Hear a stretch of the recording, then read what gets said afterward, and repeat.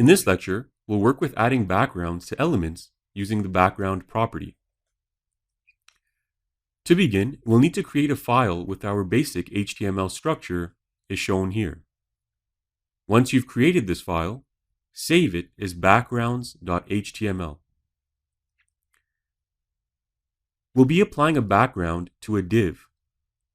So let's go ahead and create our div tags in the body.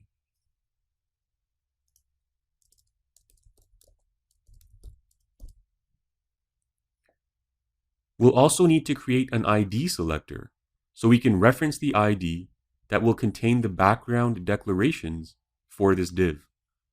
Let's set that up in our style sheet. So we'll create a style sheet with the open and close style tags.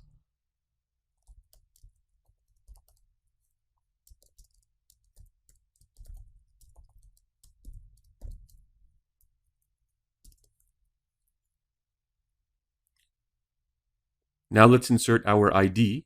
We will call it div1.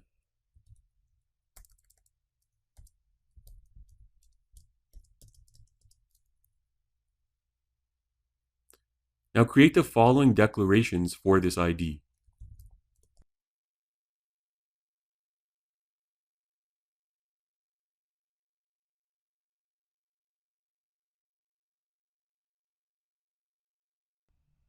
Most of these declarations should look familiar. The background color declaration allows us to set a background color to an element. The value can be a color name, as we have here, the color blue. It can be a hexadecimal number or an RGB color code, all three of which we've worked with in the past. Let's apply this ID to our div and preview it in our web browser.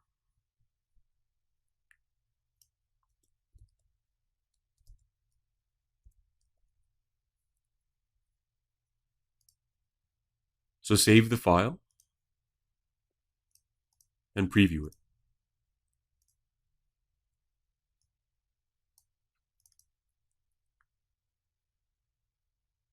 As you can see, our div has a blue background as defined in the background color declaration.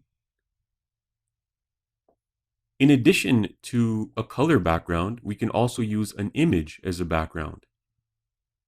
To do this, we need to use the background image declaration. We'll use the image stored in the downloads folder corresponding to this lecture.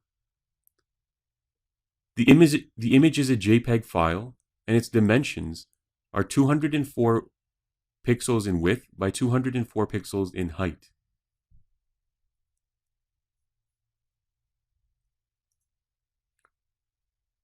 To add the background image, we'll need to replace the background color declaration with background image.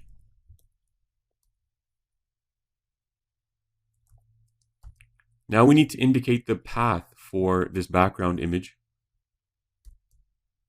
And the image is in the same folder as this HTML document, so all I have to do is plug in the name of the file.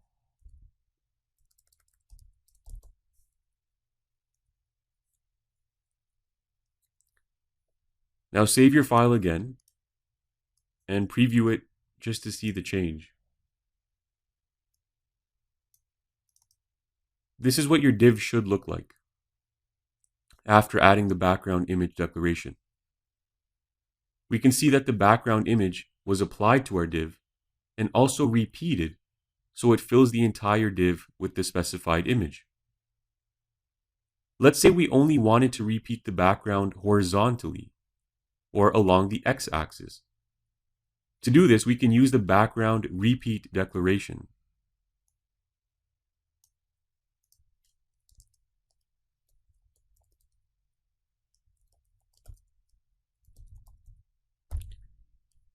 This declaration, repeat x, as the value, will repeat the background only along the x-axis, as you can see here. We can do the same vertically by changing the declaration to repeat y instead of repeat x.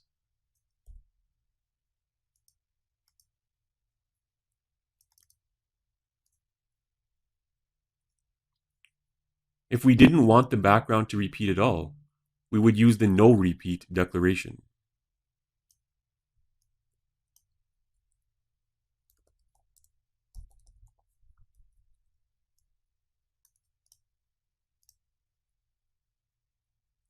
And this is the actual image, and the background here is not repeating. Now say we wanted to specify the position of the background image placement. We can do that using the background position declaration.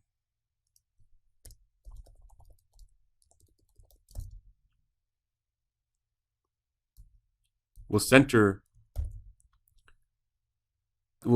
set the position as center.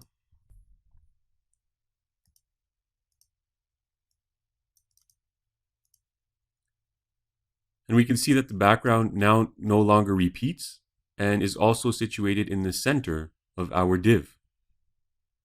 There are also several other position values you can use, as shown. At this point, you can go ahead and try different combinations of these declarations to see the effect each one will have on the end result.